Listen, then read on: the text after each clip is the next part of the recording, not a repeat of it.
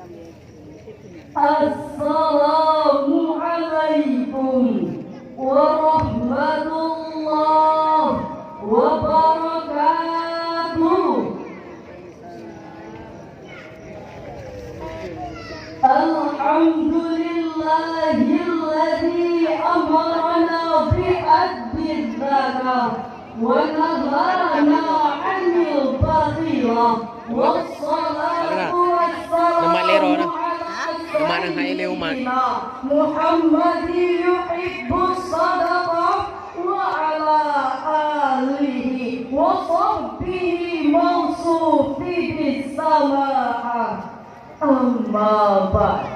Majelis hakim hadirin yang kami muliakan, Dr. Ismail Raji Al-Faruqi, Direktur Lembaga Pengkajian Islam Internasional, mengatakan kemiskinan, kebodohan, dan keterbelakangan merupakan 3 permasalahan besar yang saat ini dihadapi oleh hampir seluruh negara berkembang, termasuk Indonesia. Namun dari ketiganya, kemiskinan merupakan yang paling berbahaya, sebab kebodohan dan keterbelakangan itu muncul akibat adanya kemiskinan. Dikemukakan beberapa konsep perekonomian untuk mengentaskan kemiskinan. Muncul konsep komunisme, gunakan prinsip kami, samaratakan perekonomian. Apa yang dirasakan orang kaya harus pula dirasakan orang miskin. Sejenak prinsip ini terlihat mulia, namun pada akhirnya melahirkan keiri-hatian dari negara dan kemalasan bagi si papa. Muncul konsep kapitalisme melahirkan the rich richer and the poor poorer. Yang kaya semakin kaya dan yang miskin bertambah menderita. Akibatnya kehidupan nasib orang miskin selalu di bawah, diinjak-injak, diporak, ditindak, dicongkik, bahkan dibunuh hak-haknya. Na'udzubillah, summa na'udzubillah. Oleh karena itu hadirin, berdasarkan problema tersebut, izinkan kami 3 serangkai mengangkat soundtrack syariat dengan judul Zakat Solusi dalam Mensejahterakan Umat, dengan referensi kitab suci Al-Quranul Karim surah At-Taubah ayat 103. Allah berfirman,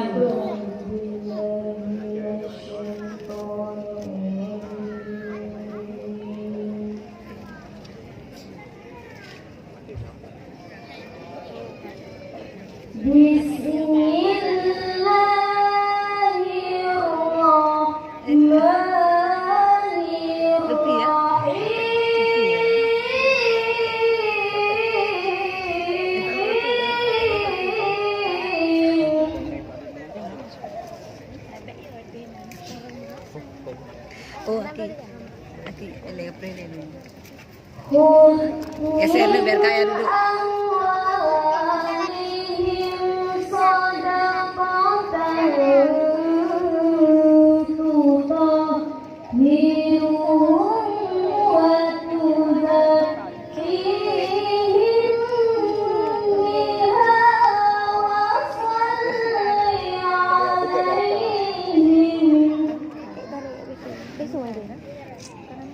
Mira.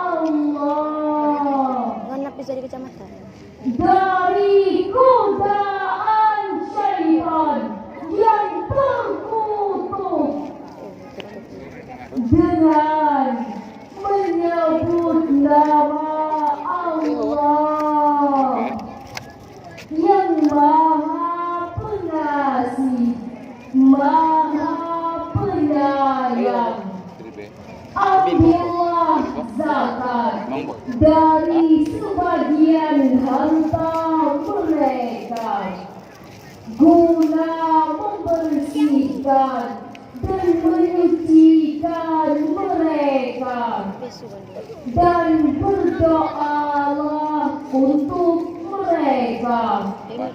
Sesungguhnya doamu itu menumbuhkan ketentraman jiwa bagi mereka, dan Allah Maha mendengar, Maha mengetahui.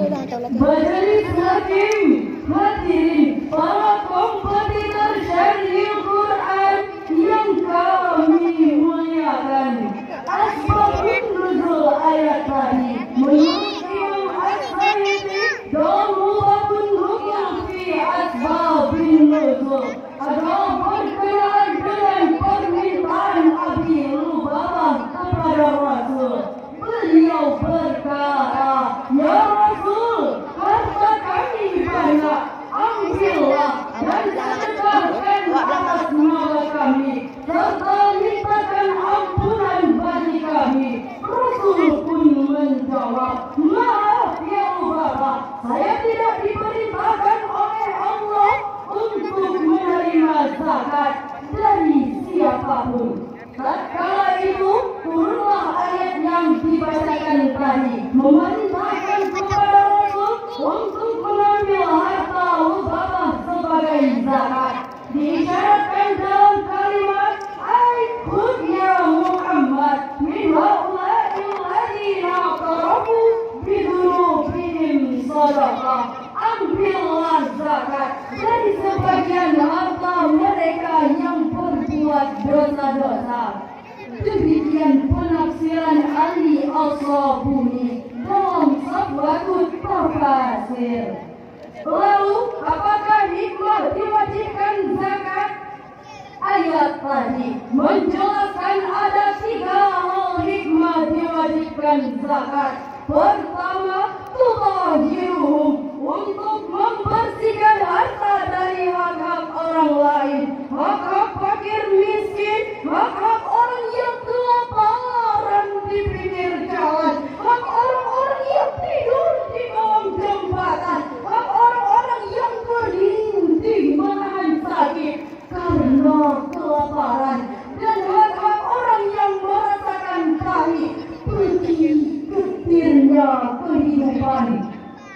Kedua, tuzakihim, untuk mensucikan jiwa dari berbagai penyakit tercela. Dan yang ketiga, sakanulahum, untuk menimbulkan ketenangan di dalam kehidupan.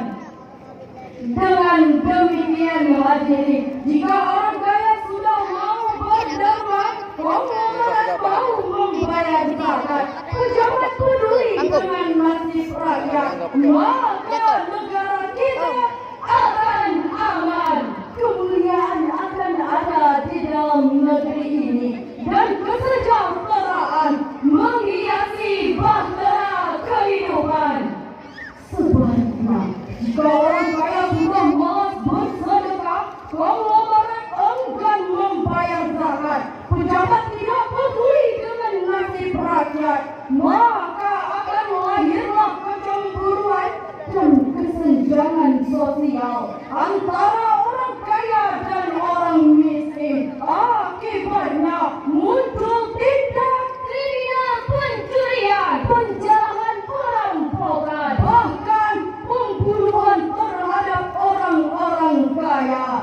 Itu disebabkan karena ulah sebagian orang kaya yang tidak mau peduli terhadap nasib kaum duafa. Padahal Rasul telah memberikan teguran, "Laisa mu'minun ladzi yasba'u wa jarahu ja'i'u ila jambi." Tidaklah sempurna iman seorang mukmin apabila ia puas dengan kekenyangannya, sedangkan tetangganya dalam keadaan lapar. Pertanyaannya, kepada siapakah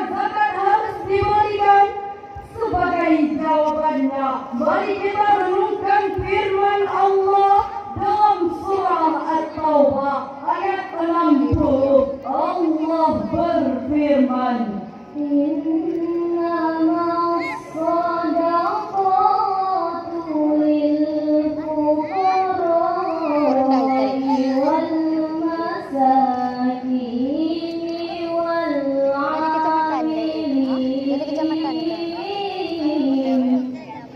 Dari kecamatan. Adik sini. Zaharunya gila kan, adik sini adik. Wal Ikut tilawah surau. masakini wal 'amilina 'alaiha wal mu'allafati qulubuhum wa fir riqab.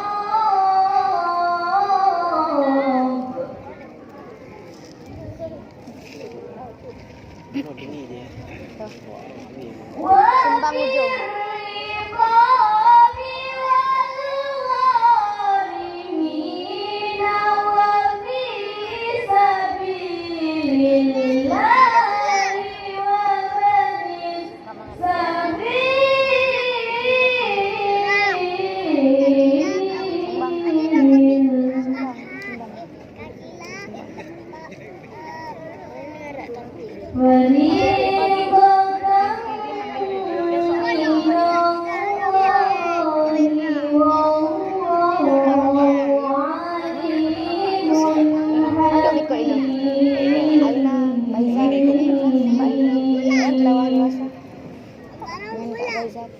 Adik yang paling butuh.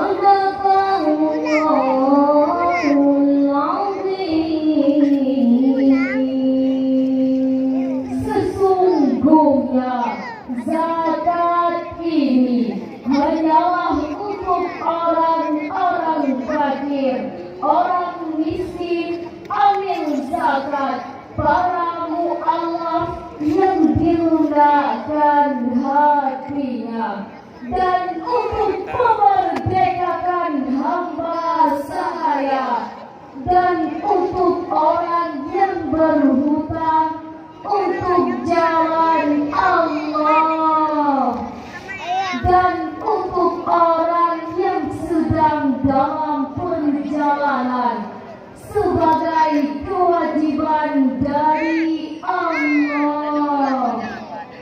Dan Allah Maha mengetahui, Maha bijaksana, Maha benar Allah yang Maha agung dengan segala firman-Nya.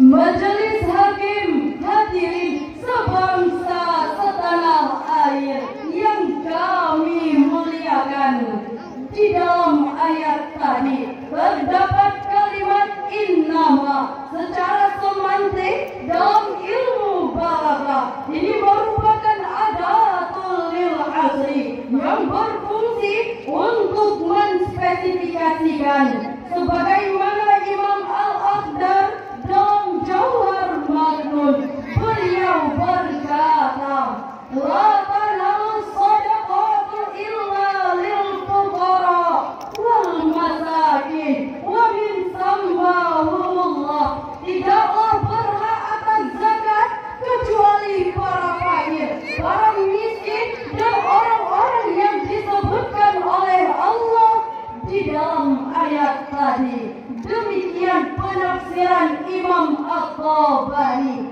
dalam tafsirnya. Dengan demikian, Islam mempunyai konsep yang jelas tentang pendistribusian harta. Oleh karena itu hadirin, menurut Profesor Dr. Didin Hafiduddin Master Sains, agar kemiskinan tidak bertambah dan bertambah, ada 3 hal yang harus kita lakukan berkaitan dengan kewajiban zakat. Pertama, kita harus mengeluarkan zakat dan memasyarakatkan gerakan sadar zakat. Kedua, kita harus membentuk lembaga zakat yang profesional. Dan yang ketiga, kita harus memberdayakan zakat untuk kepentingan umat. Jika sikap tadi diaplikasikan, kita yakin kemiskinan di negara kita sedikit demi sedikit akan berkurang. Negara kita hidup dalam kemakmuran dan kesejahteraan. Majelis Hakim, hadirin yang kami muliakan, dari uraian tadi dapat disimpulkan bahwa mengeluarkan zakat adalah wajib hukumnya bagi setiap insan yang beriman. Selanjutnya, untuk mengurangi kemiskinan dan mensejahterakan umat, ada 3 hal yang harus kita lakukan. Pertama, kita harus mengeluarkan zakat. Kedua, kita harus membentuk lembaga zakat yang profesional. Dan yang ketiga, kita harus memberdayakan zakat untuk mensejahterakan umat. Karena itu, mari bersama kita sisihkan zakat. Mari kita bertungkat bersama tunaikan zakat untuk mencapai negara yang akurat. Amun karena zakat. Sepakat hadirin?